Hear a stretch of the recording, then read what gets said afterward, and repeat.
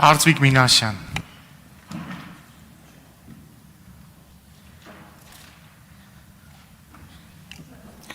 Սիրելի հայրենակիցներ, թեև Արթուր Խաչատրյանը հիշեցրեց, որ այսօր ուրբաթ է, բայց նաև այս ուրբաթը ամփոփումն է շաբաթվա, պարոն Խաչատրյան, եւ այս շաբաթը մենք այս ամբիոնից լսեցինք ոչ միայն ատելության խոսք, լսեցինք ոչ միայն ազգային արժեքների, ազատագրական պայքարի, ուրացումների հսկայական մի, այսպես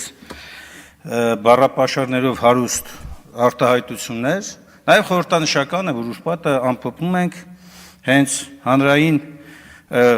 հեռուստատեսության և ռադիոյի հանձնաժողովի տարեկան զեկույցի ամփոփումով, որ ըստ էության պետք է այո նաև հետևի լրատվամիջոցներում ու իրենց կարգավորման առնվազն տիրույթում լրատվամիջոցներում այս ատելությունը եւ անհանդուրժողականությունը պետականության քանդմանը ուղղված գործողությունները կանխելու հանձնառությունը պետք է իրականացնի։ Բայց մենք տեսնում ենք, ինչպես Լիլիթ Գալստյանը բերեց կոնկրետ օրինակ, եւ այդ մասով մենք վարույթը սկսել ենք ու կոռուպցիայի կանխարգելման հանձնաժողովը արդեն վարույթը նախաձեռնել է, այսինքն հարուցել է վարույթը Հակոբ Մովսեսի կողմից համանդրության պահանջների խախտման մասով եւ հուսանք շուտով կլինի եւ ազգային ժողովում քննարկման առարկա կդառնա այս անձնավորության պաշտոնանկության հարցը, բայց ես ուզում եմ անդրադառնալ այն մեծ չափաբաժին ատելությանը, պատմության կեղծմանը եւ ազգային արժեքների, մեր ազգային ազատագրական պայքարը նսեմացնող արտահայտություններին, որ հնչեցին այս ամբիոնից, կառավարության ղեկավարից սկսած ավարտված պատգամավորներով, ովքեր ոչ միայն չունեն այդքան կենսագրություն, որ դատեն իրենցից առաջ հերոսությունները, այլ նաև այնքան փորձեցին կեղծել պատմությունը, որ հասան այնտեղ, որ անկախության համար նահատակված մարդկանց եւ այդ մարդկանց համախմբումն ապահովող կուսակցությանը մեղադրում էին թշնամու հետ համագործակցության մեջ։ Սա ոչ այլ ինչ է, քան հայտնի ժողովրդական խոսքի, երբ որ ասում է գողն առաջինն է բղավում բռնեք գողին, արտահայտության վերափոխված տարբերակը, երբ որ դավաճանն առաջինն է գոռում, ահա նրանք դավաճանները։ Հիմա այս ամբիոնից մեղադրանք է հնչում եւ պատմության հեռավոր հատվածից բերվում են մեջբերումներ, որոնք ոչ միայն իրականության հետ աղերս չունեն, այլ նաև իրականությունը գլխի վրա շուրջ տված փորձ է արվում ներկայացնել այսօրվա այս ուրացման քաղաքականությունը։ Ես շատ չէի կենտրոնանալ այս հարցի վրա եւ առաջին օրը մտածում էի, որ Նիկոլ Փաշինյանը ընդամենը նախընտրական այսպես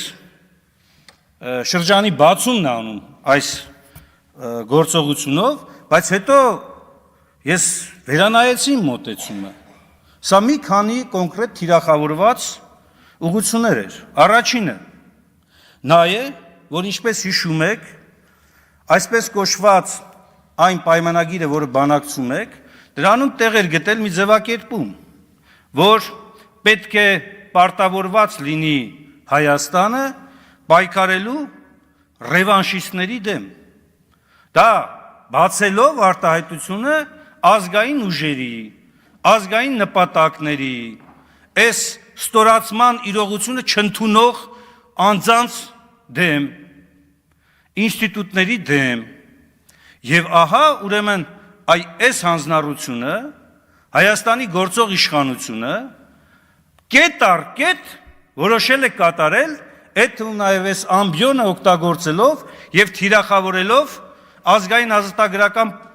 ակունքներում կանգնած քաղաքական ուժին, մարդկանց, հերոսներին, ովքեր ազատագրել էին Արցախը, ովքեր այս իշխանությանը փոխանցել էին 42,000-ից ավելի քառակուսի կիլոմետր հայկական իշխանությամբ երկու պետություններ։ Երկրորդ թիրախը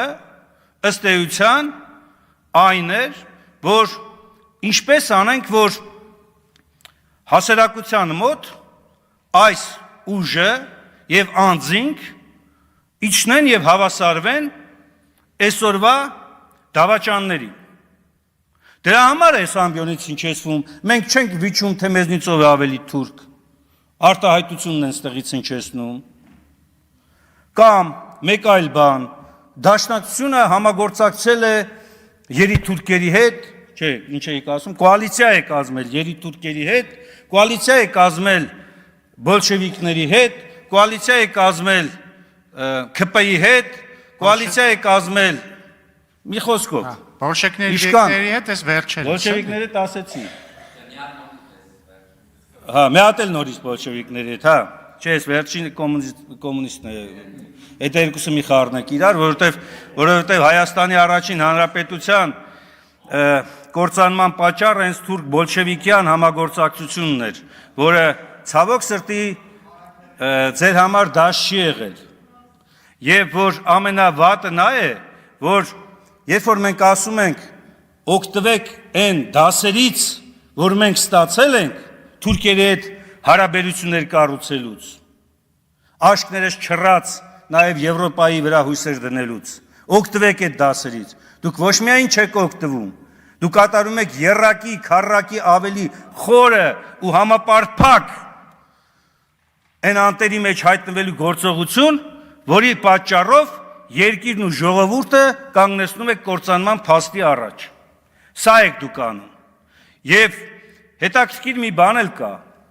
Դուք սա անում եք առանձին էնտուզիազմով, ոգևորված։ Չգիտեք, թե ումը ինչ եք ուզում ապացուցեք։ Ուզում եք ապացուցեք, որ Հայաստանը, հայ ժողովուրդը պետականություն կայացնելու հնարավորություն չունի, իմաստություն չունի, թե պետք է անպայման ծառայի ինչ-որ մեկին, այդ թվում նաև թուրք-ադրբեջանական տանդեմին, ումը եւ ինչն եք ուզում ապացուցել։ Մեր ժողովուրդը կարողանում է թացը չորից տարբերակել, բայց դուք նույնիսկ էդ էլ չեք ընդունում։ Դուք Գյումրվա ձեր 50+1%-ի չհաղթահարելը ավելի ծանր եք տանում, քան Արցախի կորուստը։ Դուք ավելի ծանր եք տանում, քան 44-օրյա պատերազմը։ Այս ամբիոնից հնչող այդ ատելության խոսքերը Գյումրիում ժողովրդի կողմից ընտրված ընդդիմադիր ուժերի իշխանությանը դուք վերագրում եք ըստ էության թշնամական կառույց, միավորում, բոյկոտում եք եւ հայտարարում եք, որ ճգնաժամ է Գյումրիում եւ այդ ճգնաժամը պետք է արտահերթ ընտրություններով լուծվեն։ Դուք չեք խորշում այս ամբիոնից հայտարարել բաներ, որոնք որ մոռացել եք, որ դրանից առաջ ուղիղ դրա հակառակն եք ասում։ Խոսում եք պետականության արժեքների պաշտպանության մասին, խոսում եք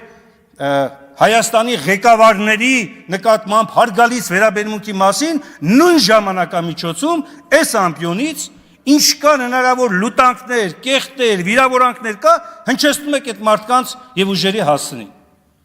Հիմա այս երկու իրականության մեջ հանգում ենք մի պարզ ճշմարտության։ Դուք իրականում աղավաղում եք ամեն ինչ, որպեսզի մնաք այդ աթոռներին կպած։ Դուք իրականում ձգտում եք ձեր իշխանությունը, ձեր այս փոքր իշխանությունը, որը շատ կարճ ժամանակ հետո վերանալու է, որպես կառավարություն, որպես մեծամասնություն եւ գալու է ազգային իշխանություն մեր երկրում։ Դուք այս կարճ ժամանակամիջոցում փորձում եք ինչքան հնարավոր է անդառնալիության իրավիճակ ստեղծել, որպեսզի մարդկանց մոտ հույսը, հավատը վերանա,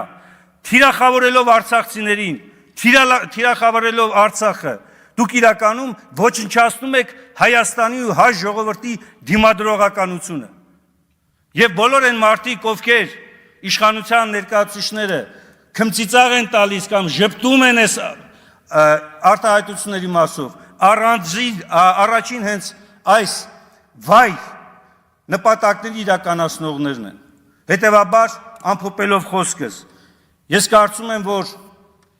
պարոն Ռուբինյան, պետք չի տանջվել ու չարչարվել եւ բոլորդ, ովքեր որ հակադաշնակցական անդադ գրականություններ կամ հեղինակներ եք ցիտում, կուզեք առանձին մի հատ ցանկ ձևավորենք եւ ձեզ կփոխանցենք, որ շատ չտանջվեք, հակադաշնակցական մամուլի, գրականության, կփոխանցեք ձեզ, հանգիստ կարողանաք դրանից ծաղկաքաղեր անել եւ այստեղից բաներ արտահայտել, բայց դաշնակցությանը մի վերագրեք մի բան, որը չկա։ Իսկ դաշնակցությունը ունի շատ կարևոր մեկ նպատակ ու սկզբունք՝ Հայաստանի ու հայ ժողովրդի շահերի պաշտպանությունը։ Եթե դուք այդտեղ չեք, չի նշանակում, որ դուք եք ճիշտը։ Դուք այստեղ չեք, որովհետև դուք կապ չունեք հայ ժողովրդի շահերի հետ։ Շնորհակալություն, արտահայտ ելույթով ես հանդես կգամ։